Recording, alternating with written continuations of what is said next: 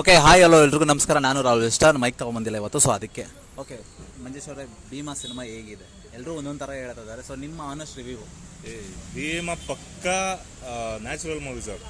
ಯಾಕಂದ್ರೆ ದುನಿಯಾ ವಿಜಯ್ ಅವರು ಈ ರೇಂಜಲ್ಲಿ ಸಲಗ ಆದ್ಮೇಲೆ ಈ ರೇಂಜಲ್ಲಿ ಕೊಟ್ಟವ್ರೆ ಅಂದರೆ ಖುಷಿ. ಅದು ಏನಂದರೆ ಇನ್ನೊಂದು ರಿಯಲ್ ಲೈಫ್ ಬೆಂಗಳೂರಲ್ಲಿ ಏನು ರಿಯಲ್ ಆಗಿ ಏನು ನಡೀತಿದೆ, ಇವು ನಾವು ಬೇರೆ ಫಿಲಮನ್ನು ತೋರಿಸ್ತಂಗಲ್ಲ, ಇದು ರಿಯಲ್ ಆಗಿ ನಮ್ಮ ಯೂತ್ ಹೆಂಗೆ ಹಾಳಾಗ್ತಿದೆ, ಹೆಂಗಿದೆ ಪಕ್ಕ ಬೆಂಗಳೂರು ಲೋಕಲ್ ಹೆಂಗಿದೆ ಅನ್ನೋದು ಪಕ್ಕ ತೋರಿಸೋರೆ. ಇದು ಸತ್ಯ. ಎಲ್ಲೂ ಫಿಲಮ್ ನಮ್ಮ ತಾಣೆ ಫಿಲಮ್ ಅಂತ ಎನಿಸಿಲ್ಲ.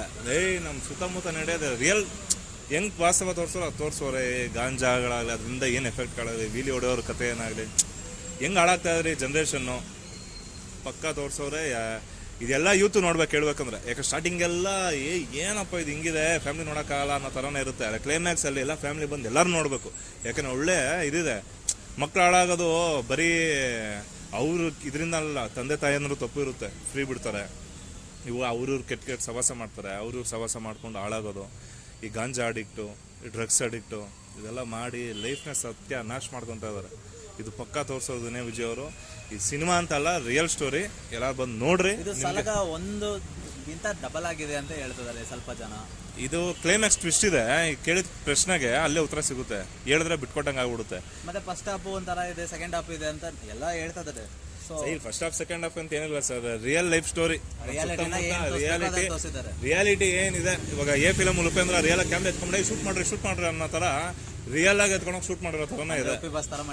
ಪಕ್ಕ ಅದನ್ನ ಬಾಸ್ ಅವರು ರಿಯಲಿಸ್ಟಿಕ್ ಆಗಿ ಇದು ಮಾಡ್ತಾರೆ. ಇವರು ರಿಯಲ್ ಆಗಿ ಏನ್ ನಡೀತಿದೆ ಅಂತ ಲೋಕಲ್ ಆಗಿರೋ ಹುಡುಗರನ್ನ ಇಟ್ಕೊಂಡು ಕಡಕ ಮಾಡಿದ್ದಾರೆ. ದೊಡ್ಡ ದೊಡ್ಡ ಸ್ಟಾರ್ ಗಳನ್ನ ಏನು ಯೂಸ್ ಮಾಡ್ತೀರಾ ಇದಾರೆ ಅವ್ರಿಗೆ ಆಲ್ಮೋಸ್ಟ್ ಚಾನ್ಸ್ ಕೊಟ್ಟಿದ್ದಾರೆ.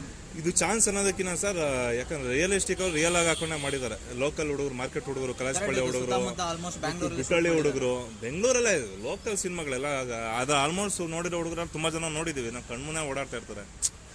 ಇದು ರಿಯಲ್ ಸಿನಿಮಾನೇ ಸರ್, ಎಲ್ಲಾರು ಬಂದು ನೋಡ್ಬೇಕು, ಬುದ್ಧಿ ಕಲಿಬೇಕು. ಭೀಮನ್ದಲ್ಲಿ ಆಲ್ಮೋಸ್ಟ್ ಎಲ್ಲಾ ಸಾಂಗ್ಸ್ ಹಿಟ್ ಆಗಿದೆ. ಸೊ ಇದರಲ್ಲಿ ಯಾವ ಸಾಂಗ್ ನಿಮಗೆ ಗೋಸ್ಪಂಪ್ಸ್ ಆಯಿತು ಅಂದ್ರೆ ಥಿಯೇಟರ್ ಫಸ್ಟ್ ಹಾಫ್ ಅಲ್ಲೇ ಹಿಟ್ ಆಗಿರೋ 3 ಸಾಂಗು ಬಂದೋಗ್ಬಿಡುತ್ತೆ. ಪಟ್ ಪಟ್ ಪಟ್ ಅಂತ ಬ್ಯಾಡ್ ಬಾಯ್ಸು ಬರುತ್ತೆ, ಚಿನ್ನಮ್ಮ ಬರುತ್ತೆ, ಮತ್ತೆ ಬಾಬು 3 ಬಂದ್ಬಿಡುತ್ತೆ.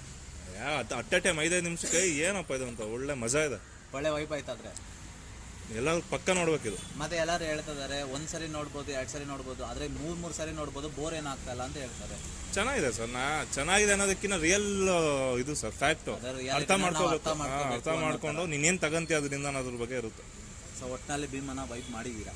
ಪಕ್ಕ. ಸೊ ಆಲ್ಮೋಸ್ಟ್ ಓಡುತ್ತೆ ಅಂತ ನಾವು ರಿಯಲ್ ಸ್ಟೋರಿ ಓಡುತ್ತೋ ಅದು ಪಕ್ಕ ಹಾಗೆ ಆಗುತ್ತೆ ಲೆಕ್ಕಾಚಾರ.